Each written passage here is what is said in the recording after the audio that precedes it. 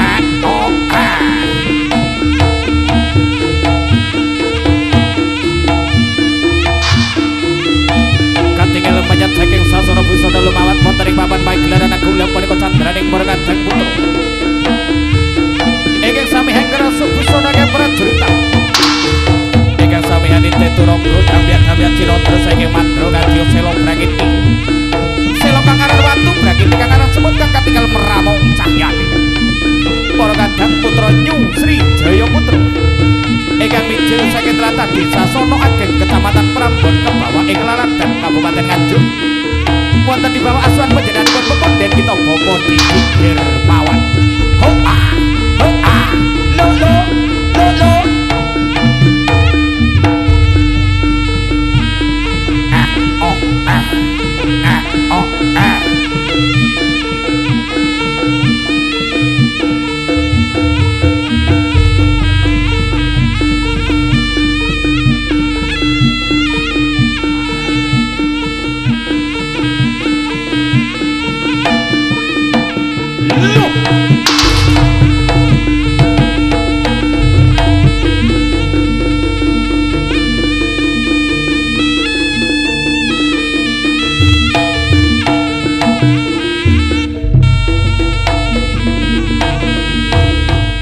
para tamtama waraka Nyusri Jaya putra lumaksana baris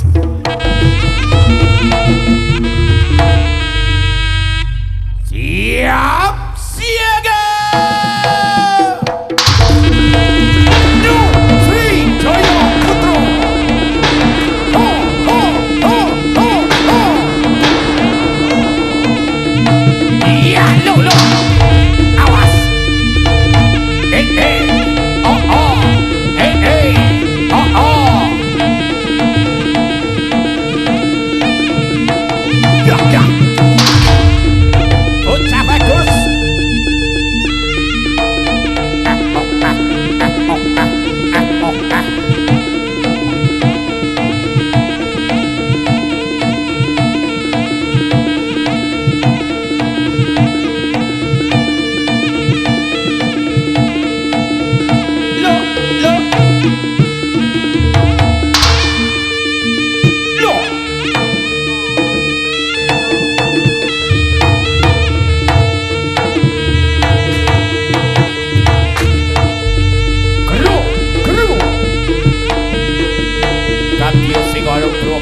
suaraning abot tur bae gawe kiri sing calamo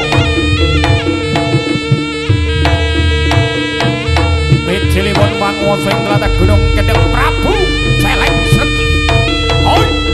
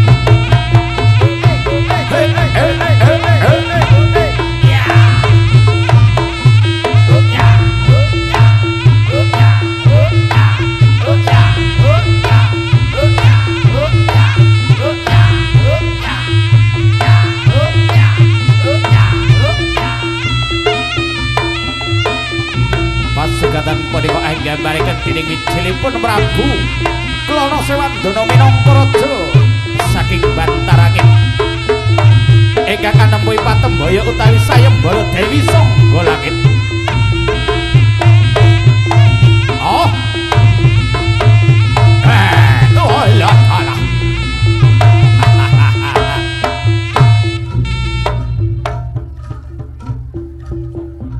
Sangga Langit manungsa wong ayu.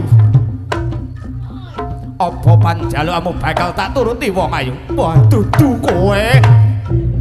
Sangga Langit. Ayo tokke wujudmu Sangga Langit. Wong ayu. Kakang wis ora kuat nandhang kasmaran.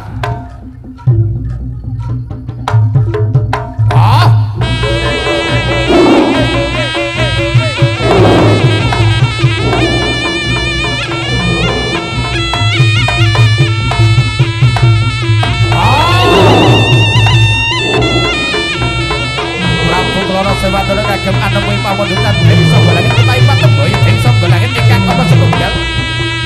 Inggih menika ngawontenaken arak-arakan saking Bantarangin tumut wonten Kraton Kadiri. Rikala semanten kang kawujud dening dadak merak ingkang cumengger wonten cengelipun Prabu Singobarong ingkang sampun dipun teloaken dening Prabu Klana Sewandana.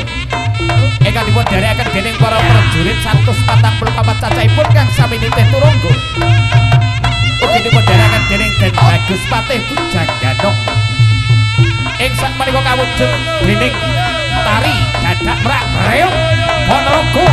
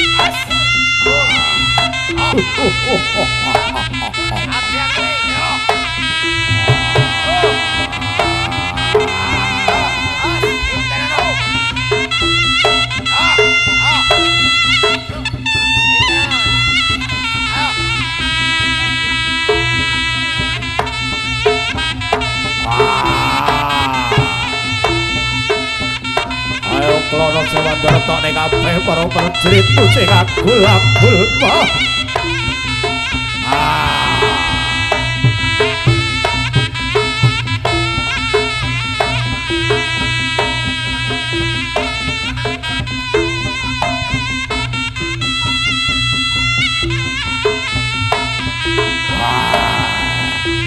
Kadyasanipun Kiai Pecut Samantiman.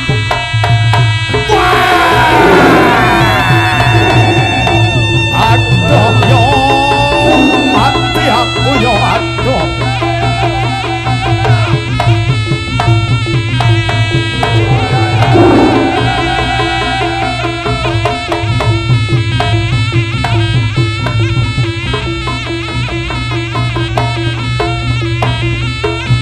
Boneko anggambarkan peran tandingipun Prabu Klana Sewandana kelawan Prabu Singobarong. Ingkang rikala semanten harunggal karep badhe ngelamar utahe badhe boyong putri Kediri kang jejuluk dening kusumaning ayu Dewi Sangga Langit. Prabu Singa Barong saged katelohaken dening kardiyasanipun Kyai Pecut Samandewa kang dipunasta dening Prabu Lono Sewandana. Agi wong ayu Dewi Sangga Langit. Ayo tak boyong ning tlatah bantarangin ya wong ayu. Kelakon dadi permaisuriku Sangga Langit.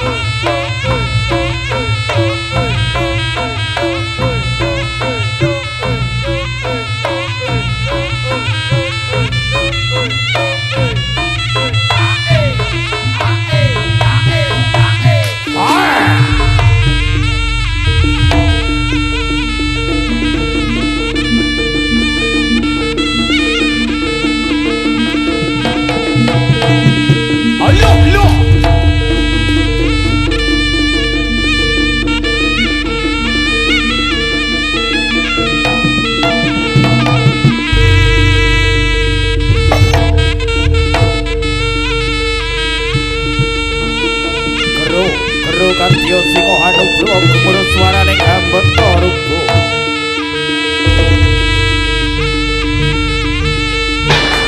Agawe kiri sing jalmu. Mencelepon pakuwasa ing tlatah Londaya. Barisaning para nagara.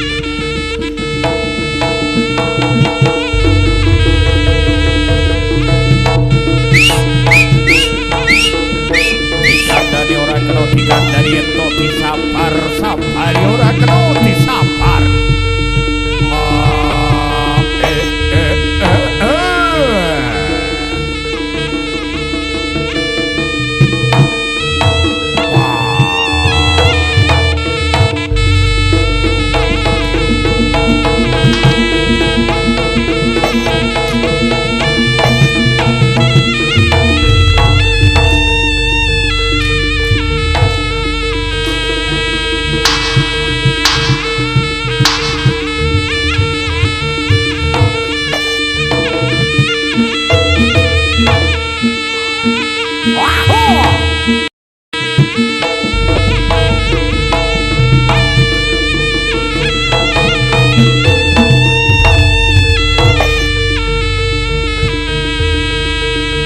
Loh.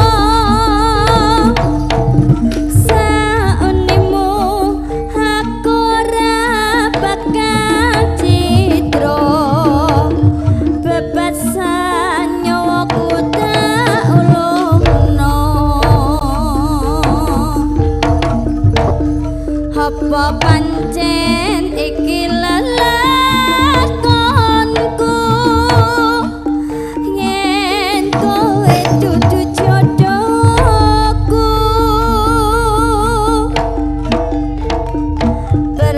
perpisahan iki katinamu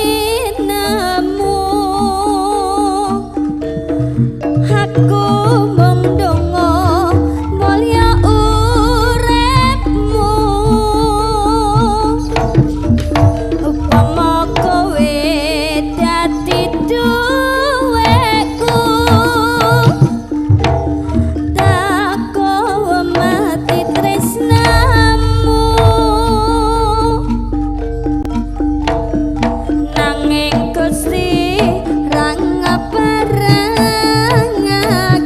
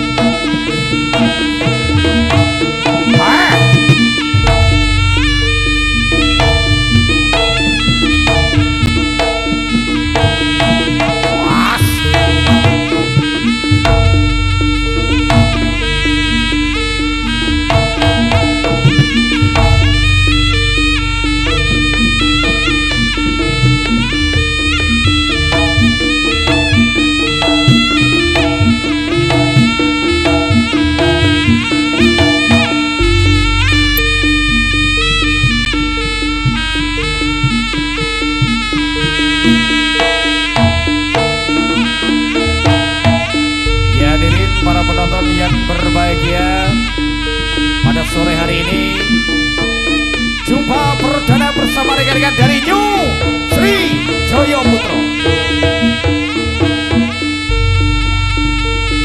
Persembahan satu atraksi yang dihadirkan di hadapan panjenengan pada sore hari ini. Atraksi yang betul-betul fakta, betul-betul nyata,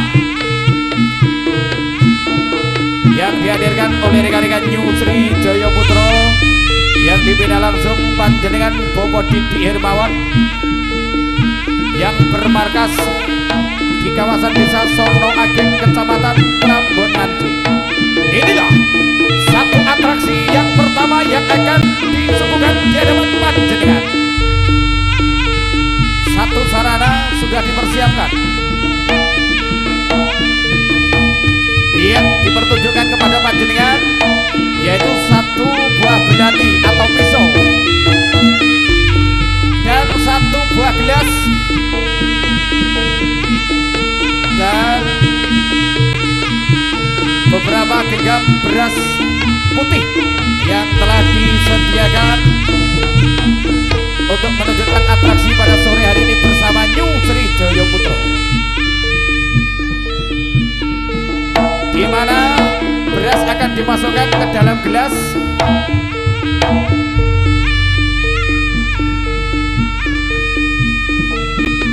Kita tunggu bersama-sama apakah nanti yang terjadi, apakah nanti yang akan dipertunjukkan kepada panjenengan.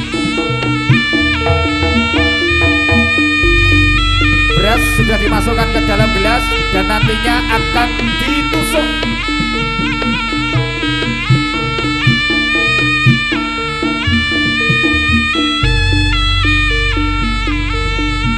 Lahing sekaring bawa lagi ingsun puji maring pangeran. Mungkin tak sampai nagera ayu menuju kalis laring sampai.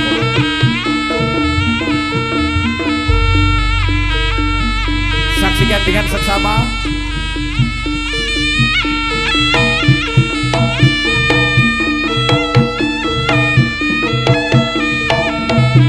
beras yang sudah dimasukkan ke dalam gelas ditusuk dengan pisau yang tadi sudah dipertunjukkan kepada panjenengan,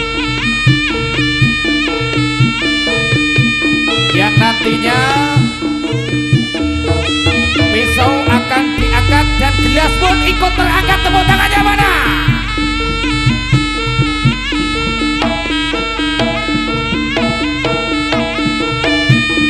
Inilah satu atraksi yang dipersembahkan oleh rekan-rekan New Sri Jaya Putra di bawah pimpinan Bapak Didi Hermawan yang pada sore hari ini sengaja mempertunjukkan kepada panjenengan semua.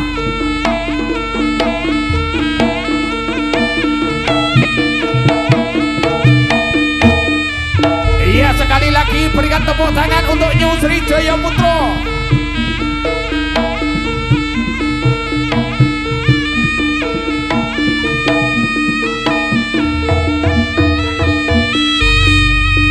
Kemudian untuk atraksi yang kedua akan dipertunjukkan kepada panjenengan. Di sini ada seutas rantai besi, betul-betul rantai besi. Silakan untuk para penonton untuk membuktikan, silakan dipegang, nggak apa-apa. Monggo dipegang. Betul-betul rantai besi.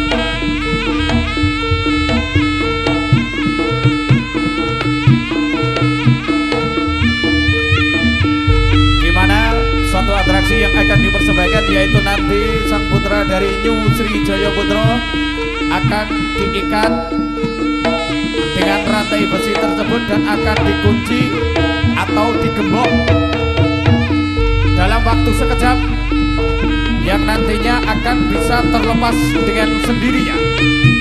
Inilah persembahan satu atraksi bersama New Sri Jaya Putra.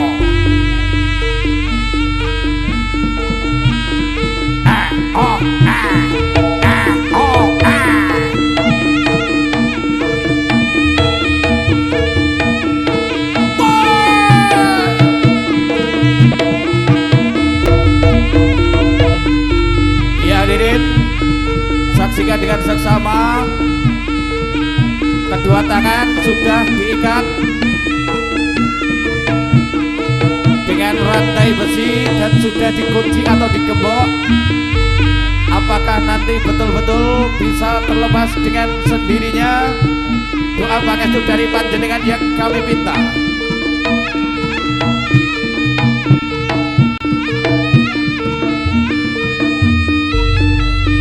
Iya, tepuk tangannya mana?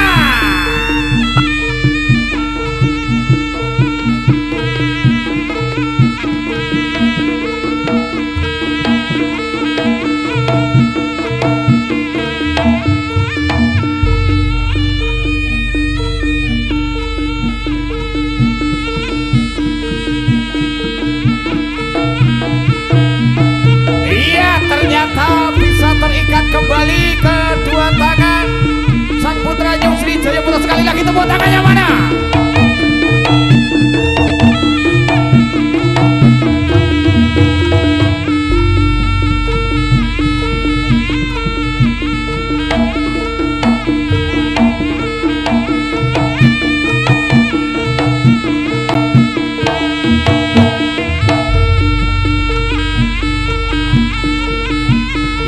Para penonton yang berbahagia, sekian tadi atraksi yang disuguhkan oleh rekan-rekan dari Nyung Sri Jaya Putra. Tiba saatnya yuk kita goyang bareng, sono agen bergoyang bersama Nyung Sri Jaya Putra.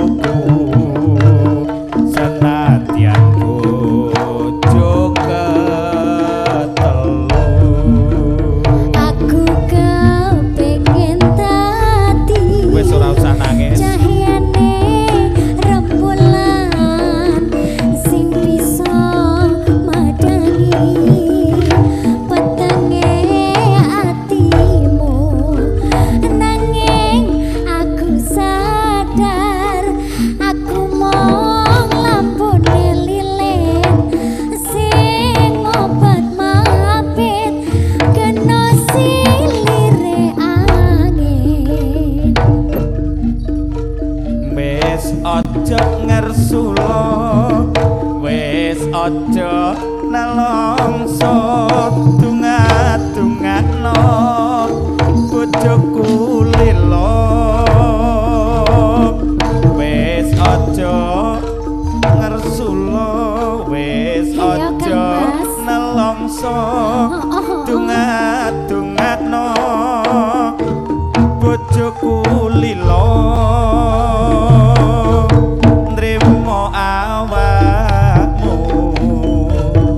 dadi bojoku senadyan joget telu aku kepengin dadi cahyane rembulan sing bisa madani wetenge atimu nanging aku sadar aku mung lampune lilin sing obat mapit ngono kena silire angin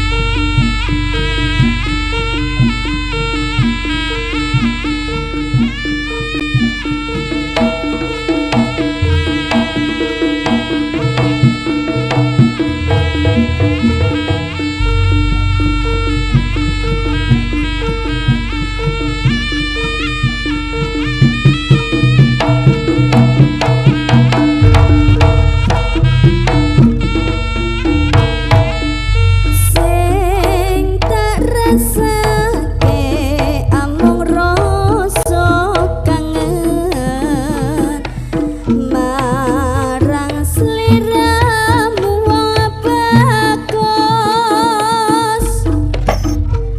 nanging aku amung bisa nggonku nyimpen rasa mergo kowe sing tak tresno wis diduweni wong liya nalongso sumilir angin dadi kanca saben wengi adem banget tak rasake nanging aku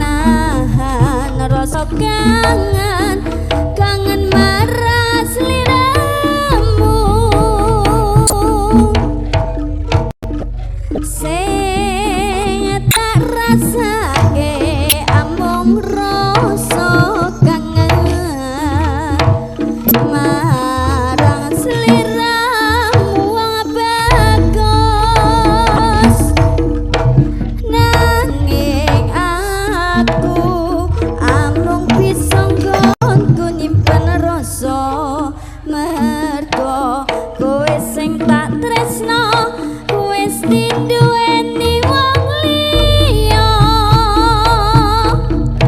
nelongso sumilir angin dadi kanca saben wengi dem banget tak rasake nanging aku amung bisa nangis mbrebes milih mergo sing tak tresnani wis ana sing duweni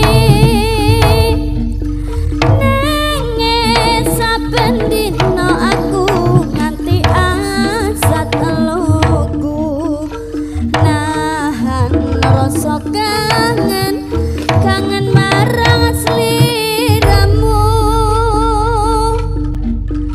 nangis saben dina aku nganti asat eluku nahan rasa kangen marang sliramu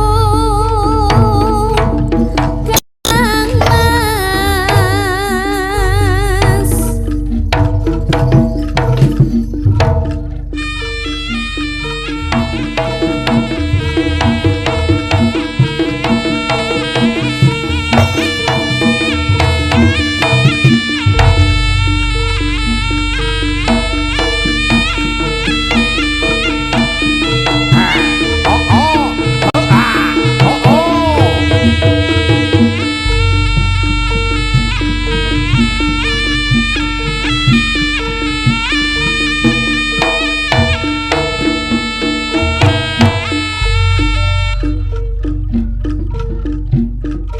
Nyuwun pamit sedulurku kabeh muga-muga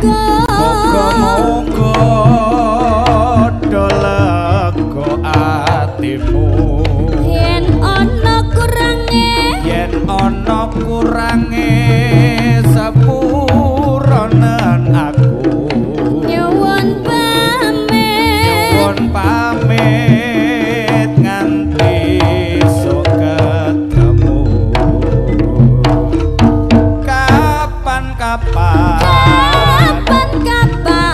petuk maneh muga-muga dolego atimu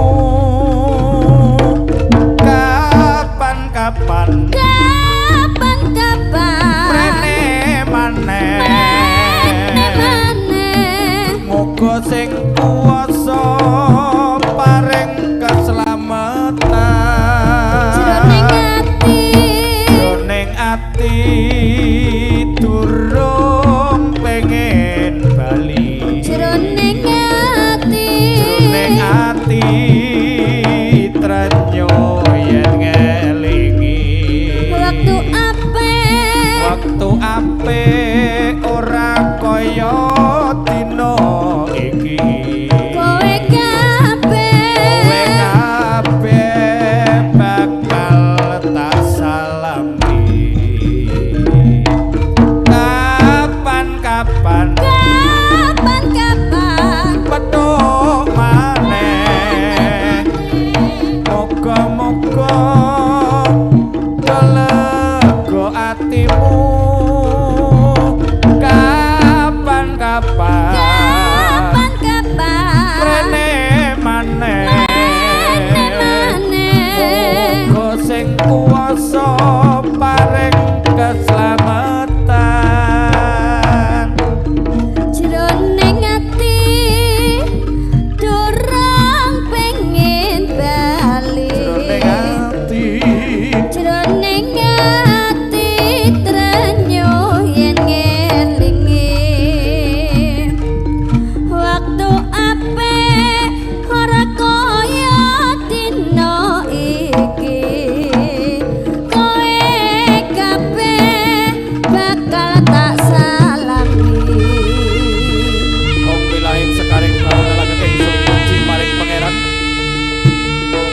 Kakang putra tansah pinanggih rayu lecing kalis lereng sapi kula jaya jaya selami yo